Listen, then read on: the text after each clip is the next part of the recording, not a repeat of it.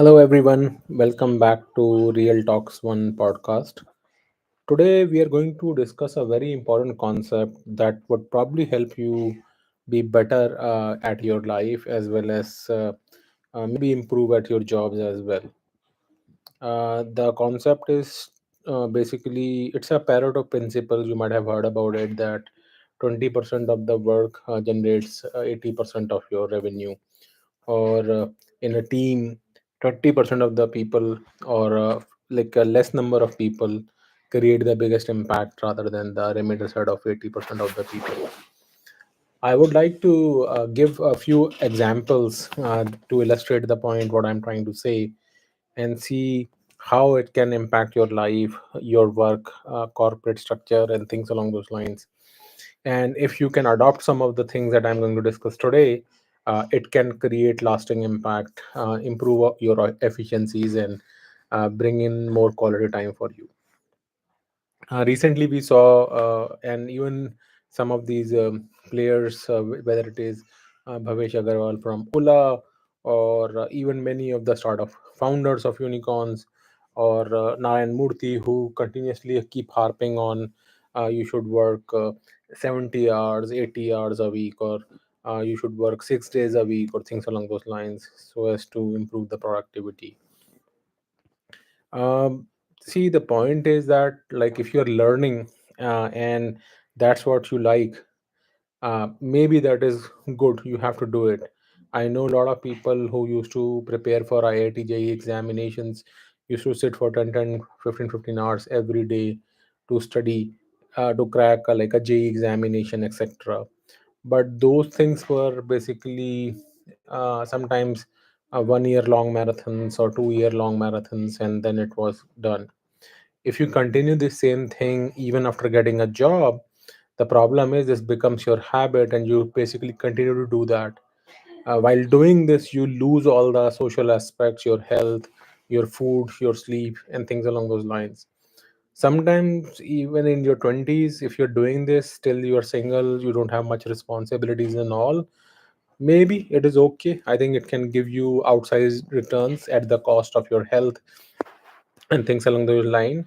And uh, Thinking is, you have to be very very good at prioritization. So let me read. There is a comment by Mr. Tesla. Currently, I have undertake 3 data projects and getting overwhelmed. I have a part-time employee, but I have to explain everything to him. Any ideas how can I improve my workflow? That's like a good one.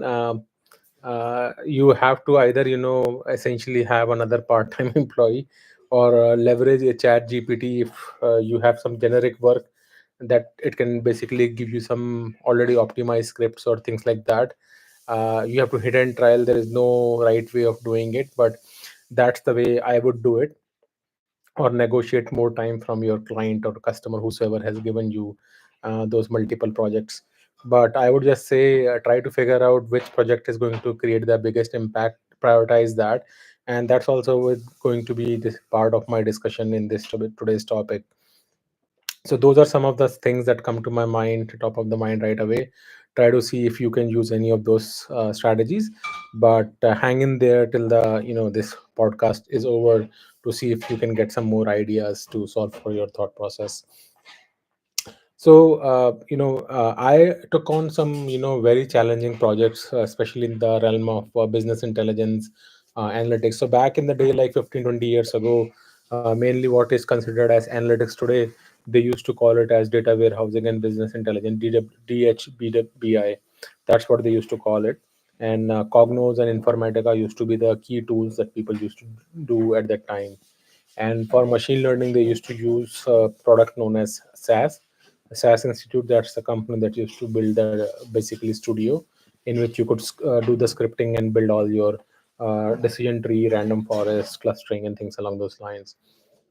So when you go to these larger organization enterprises, what you encounter is that they will have hundreds and thousands of dashboards.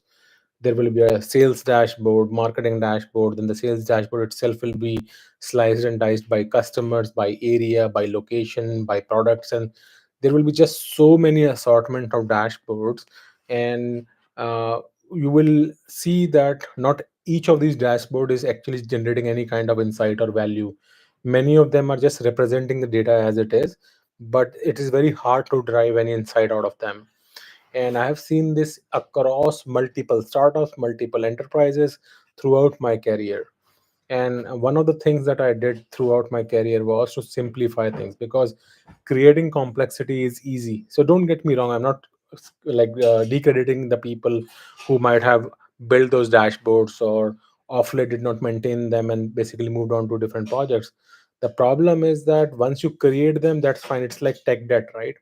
So once I was actually taking over a data organization, and I figured there were about close to 1,000 dashboards in the organization, and they were divided into like marketing dashboards, financial dashboards, Q&A dashboard. There were just tons of dashboards there, and the team was overwhelmed by just supporting these dashboards, because after some time or the other, one dashboard will stop working, or if you'll change some kind of a metric, then the dashboard wouldn't start making sense.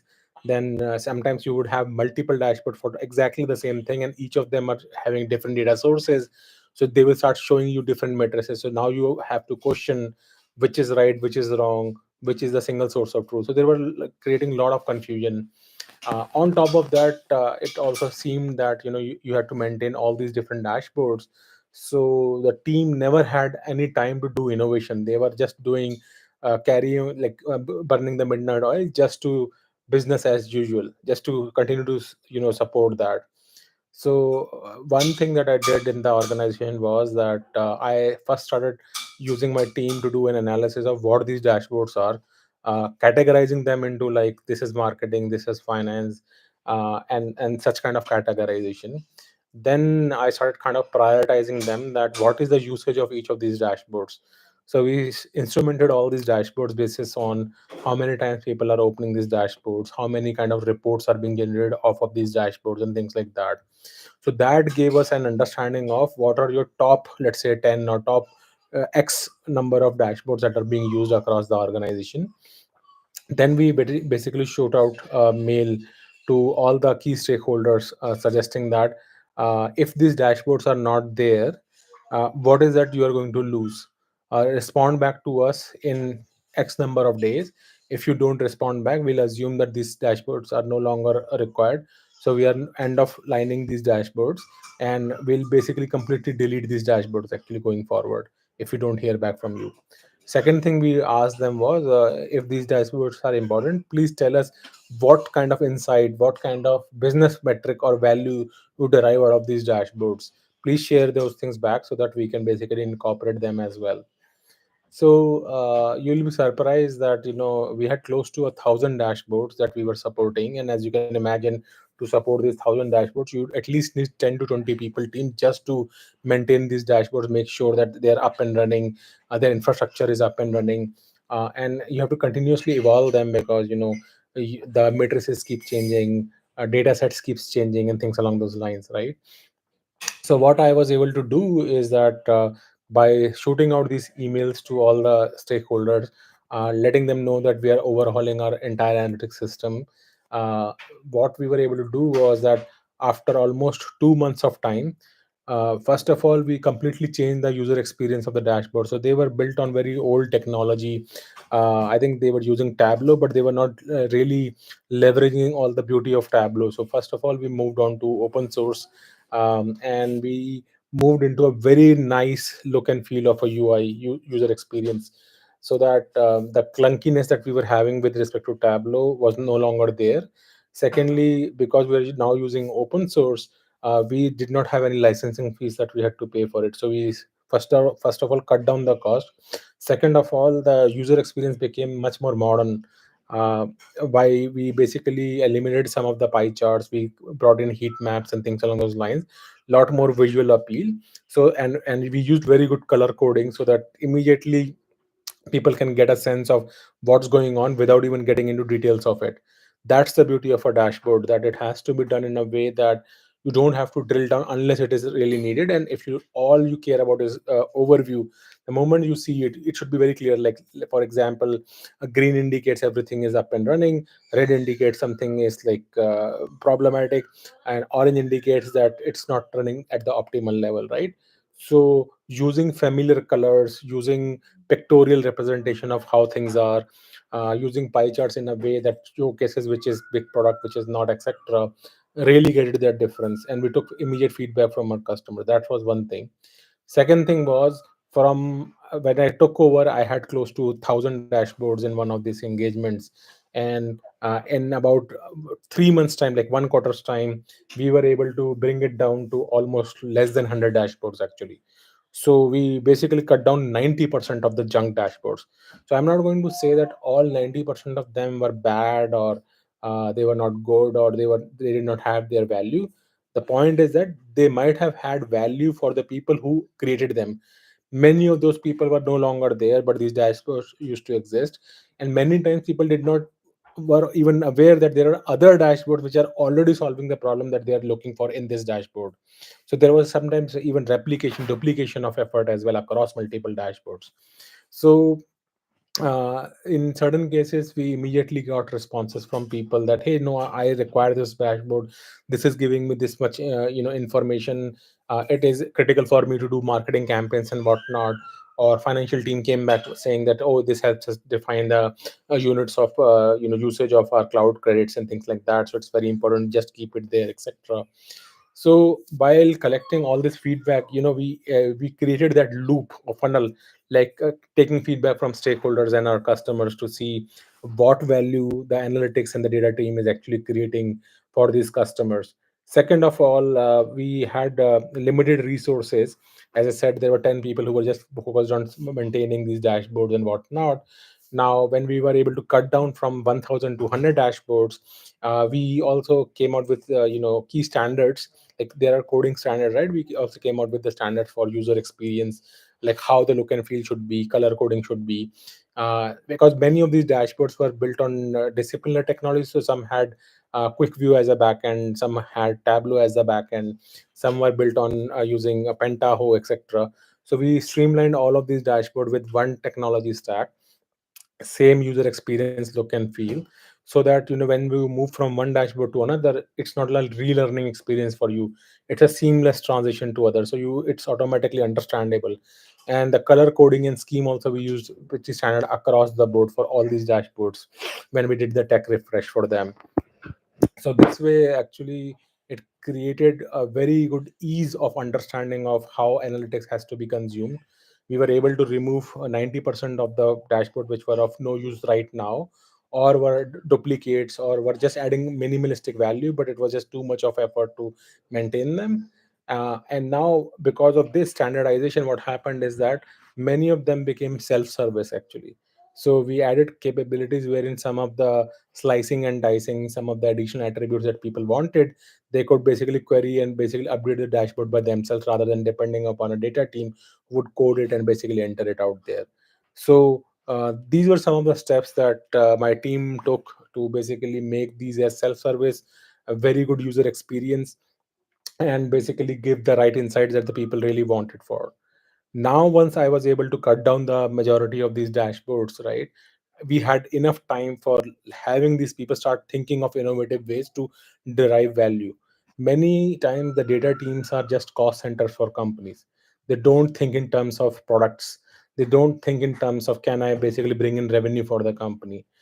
So we started doing that change actually. So now, from moving away from just a cost center, we wanted to make it like a revenue source as well.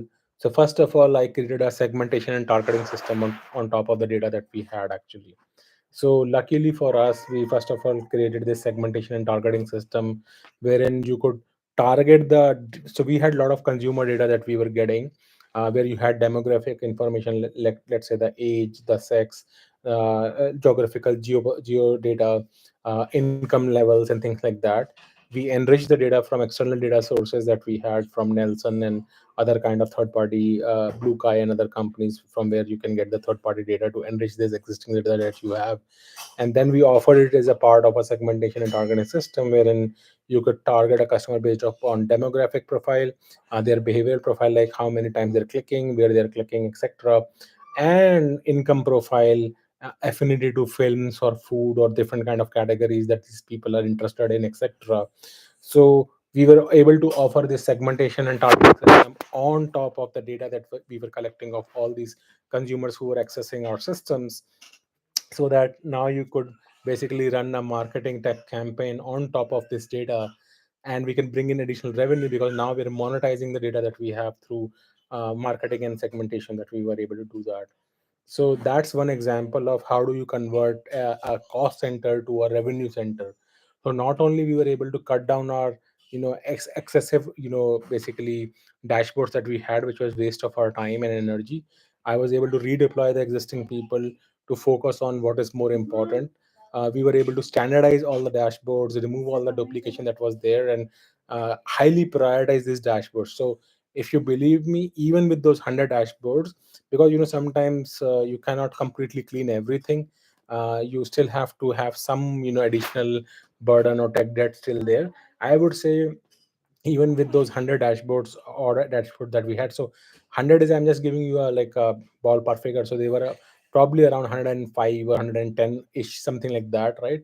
But in the order of 100, and earlier also it was about 900 something or something, not exactly 1000. I was just giving the order of the magnitude of the problem, right? So once we had come closer to like 100 dashboards, what we realized that if you had to prioritize, like what are the top dashboard, if I had to kill further, if I were to say that I can only have 10 dashboard and no more than that, which are the ones that you are going to choose?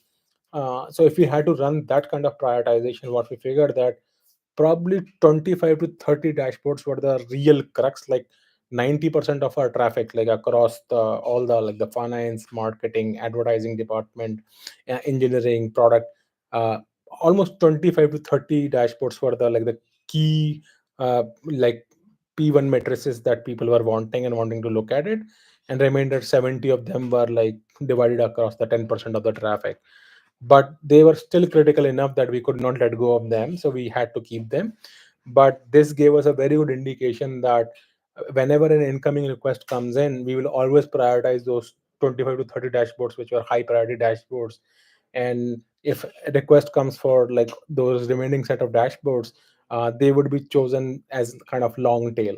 So we will not prioritize them, work upon them if we already had the work on the 25 to 30 dashboards. So we were able to segment that as well based upon the usage and the impact each of these dashboard was creating. So the crux of the matter is that you have to do ruthless prioritization. So as an engineer, as a product manager, as a data person, as a machine learning scientist, whatever the role that you play, it is very important to understand that not everything is made equal.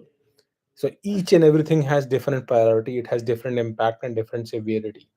So we have to first of all fundamentally understand where do we need to focus our attention on, so that we can prioritize what needs to be where our interest and thought process should be. Because again, even 100 is not a small number, even 25 is not a small number. So if you start paying a lot of attention there, then you can keep working 24 by 7, 7 days a week, and still your work will not be over. So it is very important that you really figure out what the priority is and how do you structure your day accordingly. So that's something we did, and we were able to create a lot of impact. The team had much more balanced work life actually after this. And in fact, even our stakeholders were very happy, because first they did not have to rely upon engineers and data scientists, etc., for each and every query that they wanted, because they could do some updates themselves through self-service. Second of all, even the new people who were coming in, they didn't have to go undergo training if they were seeing a new dashboard for the first time, because the look and feel, the whole dashboard, the color coding, etc., was almost similar for across all the dashboards. So it was very easy, intuitive to pick up a new dashboard as well. Thirdly, because we were no longer maintaining these additional dashboards, we cut down a lot of cost for us. And both in terms of maintenance cost as well as running these dashboards. And as I said, we moved on to completely open source. We used open source, Pentaho version, community version for doing that, because we didn't have a lot of visual impacts, etc., that Tableau or QuickView offered. We did not actually need those. Simple pie charts and bar graphs and all were good enough for us to convey our messages. So we were able to cut down the cost, we were able to cut down licensing fees, we were able to cut down confusion. Our team was much more able to focus on like just 1/10 of dashboards that we basically acquired when I took over. And then we were able to convert a cost center into a revenue center. Basically, we monetize the data we were collecting all the time, but nobody thought of building a product on top of it. So we were the first ones to do that in the company. So this is a like real example, real story that I'm telling, that me and my team were able to convey. And I have seen this repeatedly across multiple, like like big tech companies as well as startups. That and I'm and I like to point out this thing, right, that people don't do it intentionally. Sometimes they acquire another company, they may have some tech debt, so you acquire that. Sometimes you are always like burning the fire, right? So there is always some fire or the other happening. So your energies completely go in just keeping the business as usual, so you never think strategically. So you keep adding new features, etc., without like taking a deeper look, stepping back and seeing what already exists, what do I need to build, how I need to build, and things like that. As a result, you basically before long you procure a lot of tech debt, and in this case it was like multiple dashboards, as I was basically explaining. So this is one example. Similarly, there was another example I would like to talk about, is that once we were just reviewing our Jira tickets, right? So there were a lot of bugs that were piled up in Jira, and some of the bugs were, you'll be surprised, were 6 month 1 year old bugs. They were still there, products were still running. And again, that created a lot of issue, because one of the CEOs where I was working became very perturbed, saying that how come you have bugs that are like sitting there for 6 months 1 year time, and nobody's basically paying attention to them. So we need to clean this up, right? So again, this is a pretty big nightmare, because some of those people, some of those projects, etc., may not have been active, or they're no longer there, but the bugs still continue to be there. Or some bugs are such that it is very difficult to recreate them. So you know what we did was, we again did a cleanup operation.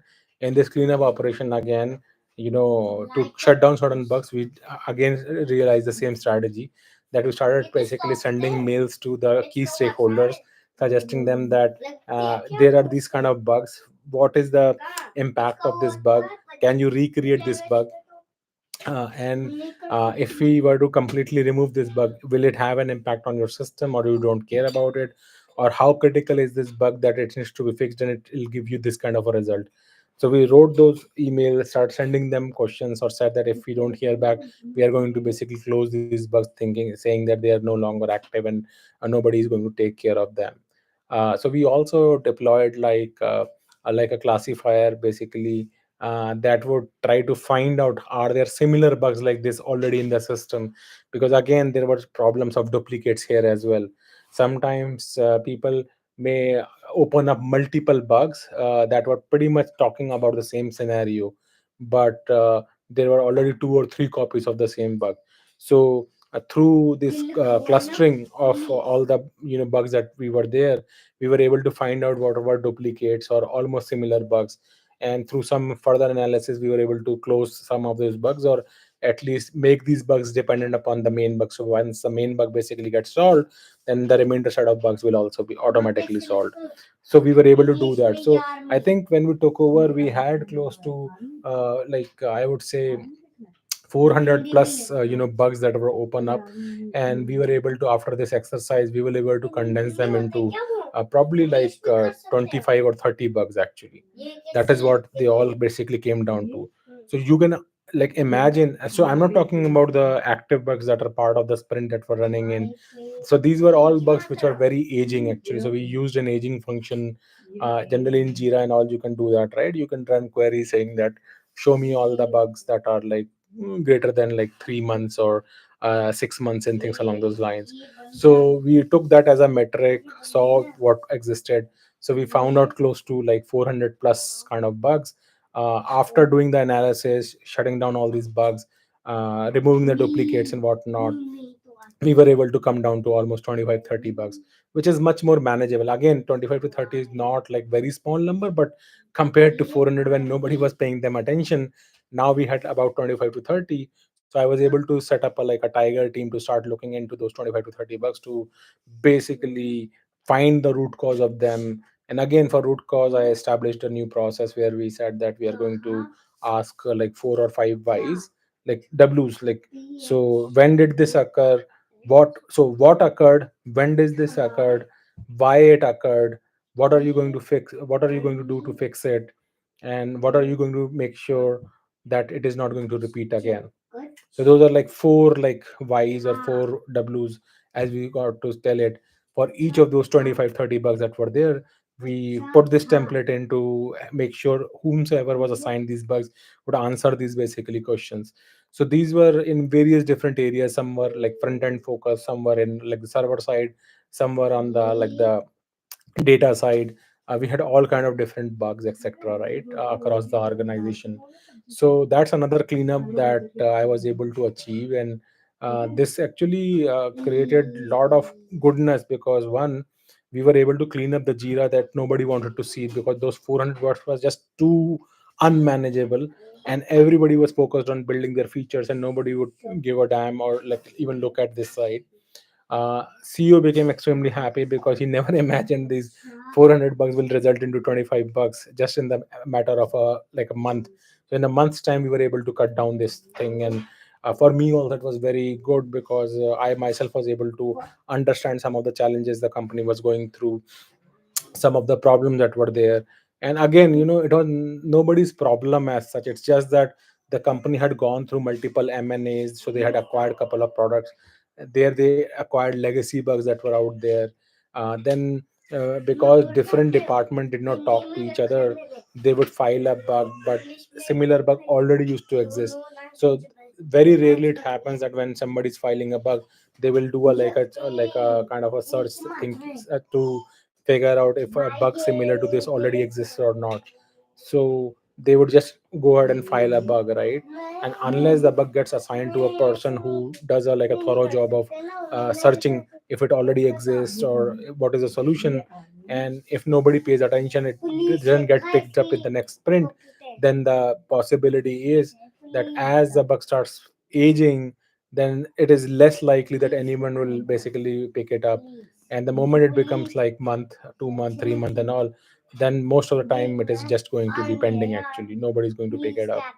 So that's something we were able to fix as well, that whenever a bug basically is filed and nobody picks up in the next like 1 week or so, immediately the person who has filed the bug, the head of the department will get notified that this bug is pending, take an action. If they don't do it, it goes to their management chain, etc., etc., all the way up to the CEO. So we had put a like a timeline that you have to keep checking that, so that we should not encounter the same problem that we basically took on when I took on this immense cleanup project as a CTO for this organization. And that's another example of ruthless prioritization, that we were able to remove away the junk. We were able to focus on what really mattered, clean up in the process, and in the whole thing, educate the entire team that these are the way to basically conduct yourself and like create value for the entire organization. So these two examples are real examples, of course, for two different companies, where if you see the whole focus was on prioritization.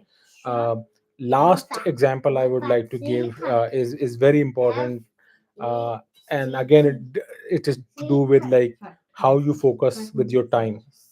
So many times we have seen that like managers and companies emphasize too much on burning the midnight oil or spending several hours on our work at office and project and things along those lines.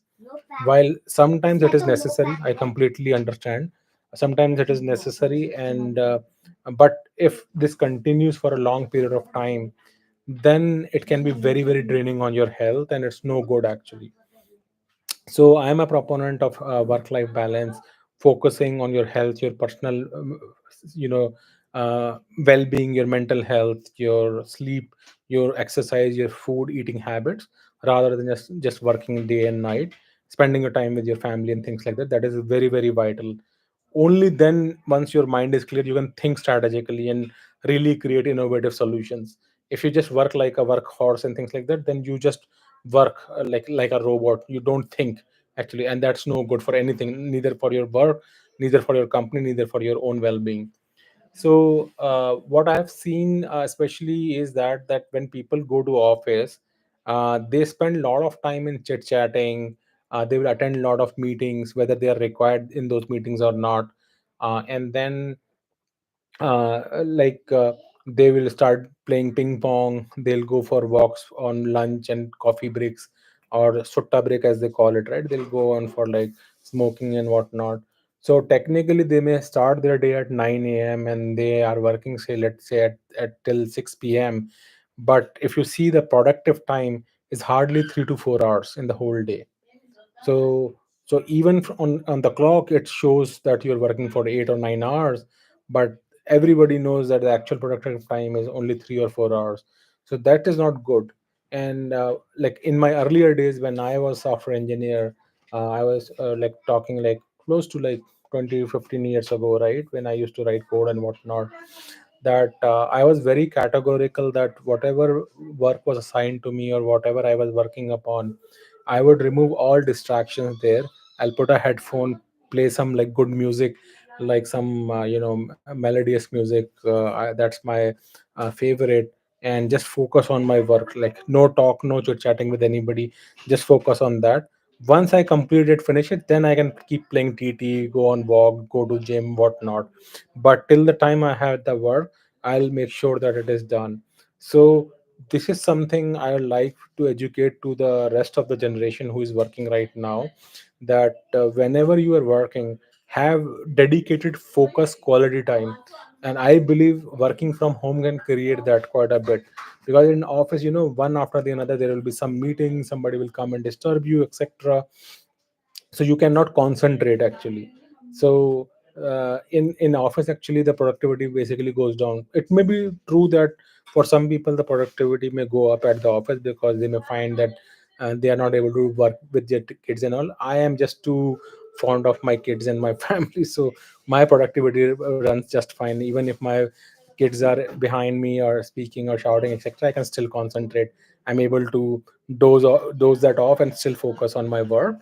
But in office somehow feel very distracted, because people will come to you, they'll start asking questions, and then out of courtesy you have to answer what they are saying. Or somebody will just come for chit chat, bitching around the boss or about the different team, and also you can't ignore that also, so you have to go with them. And the moment you start doing that, especially if you are pretty senior in their organization, you are no longer responsible just for your own work, so you have to deal with all those things. So the more time that you spend with other people, then you will not have very quality time for yourself. So this eats up into your time. And on paper you will see that you're working for 9 or 10 hours a day, but actual productivity is only 2 or 3 hours a day, right? And this is no good.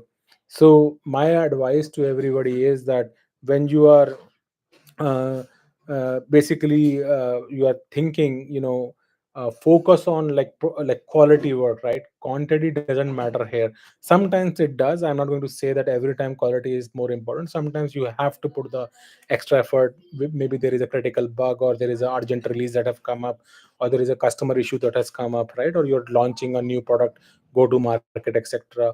Those circumstances can happen from time to time. But if it becomes a daily routine, then I don't think this is sustainable for anyone. So my advice to all the young folks, or even like not even young, or people who are older, etc., is do not basically spend your time in chit chatting, going for a coffee walk, etc. I mean, if you like that so be it. But like whenever you get something, put like 2 or 3 hours aside, do that thing completely, and only then basically go out and try doing other things, etc. That's something I did when I was used to coding and all, because you need your mind completely fresh and completely focused. Only then you can solve some of those things, right? I mean, Of course, in my days, we didn't have any kind of chat gpt and this kind of thing. Nowadays things are much simpler. At least chat gpt can get you some, if not more, like 70 to 80% of what you're wanting, and then you can put some tests and fix certain code and refactor it to produce the final end result that you're trying to derive at. Let me read another comment. Akshat Rastogi says, your last video was really good. You exposed what people in our country just take it for granted. Thank you, Akshat. Yeah, I try to be authentic and just speak from the heart as much as possible. Appreciate you like that video. The point here, what I'm trying to make is, always focus on quality, right?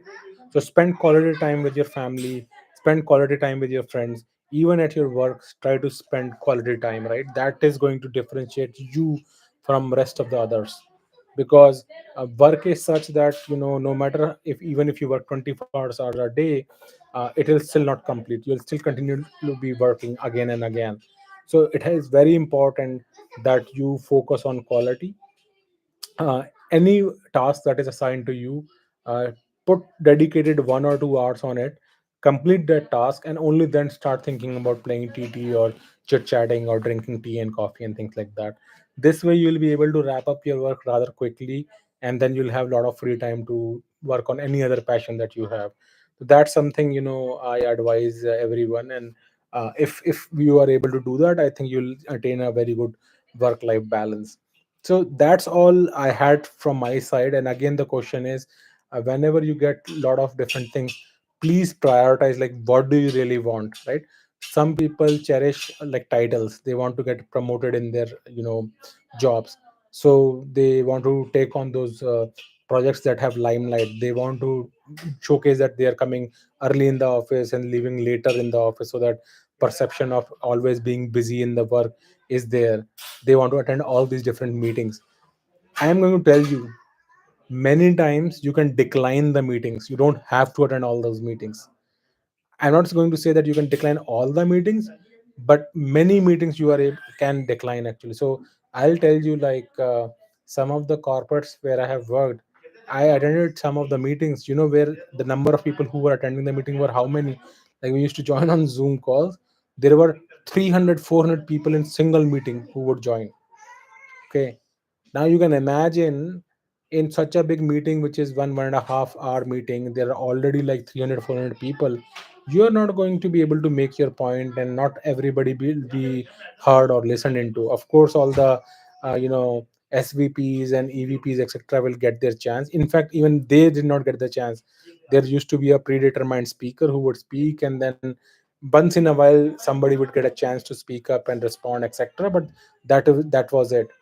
So what I started doing was that, initially, because I was new, I was attending all these meetings, and they used to start like 7 a.m. my time, and it was like so bad, because now I cannot like go for jogging or whatnot, or take care of my kids, etc., because all these damn meetings used to start at 6:30 or 7 a.m. Pacific time, right?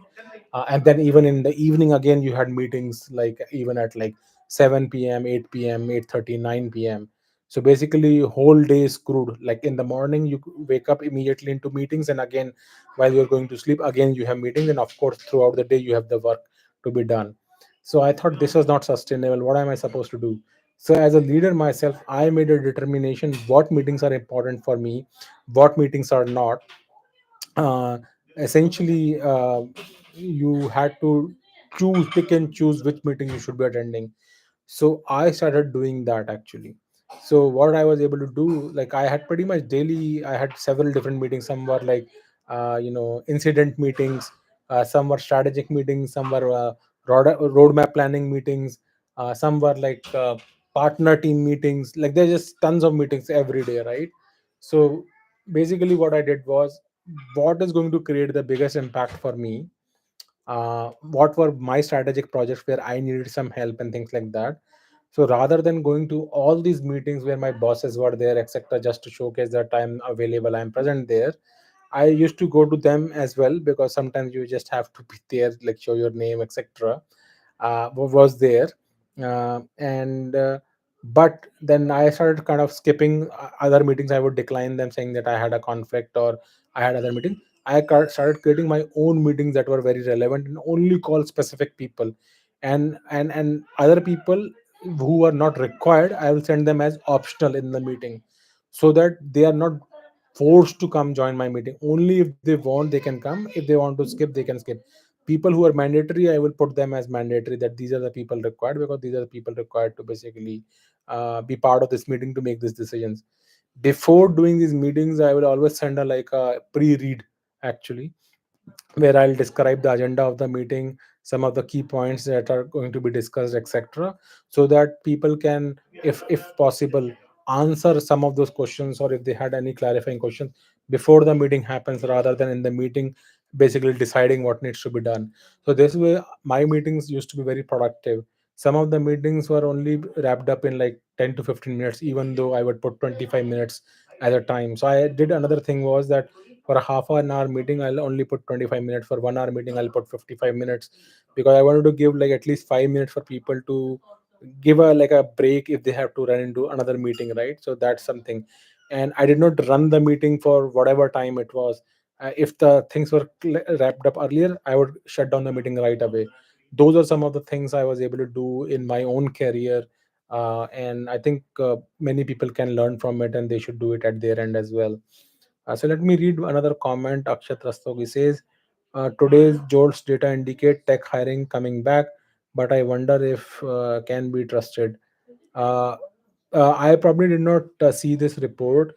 I am suspecting that hiring should ramp up, I think, from Q2 of 2025. That's my hope.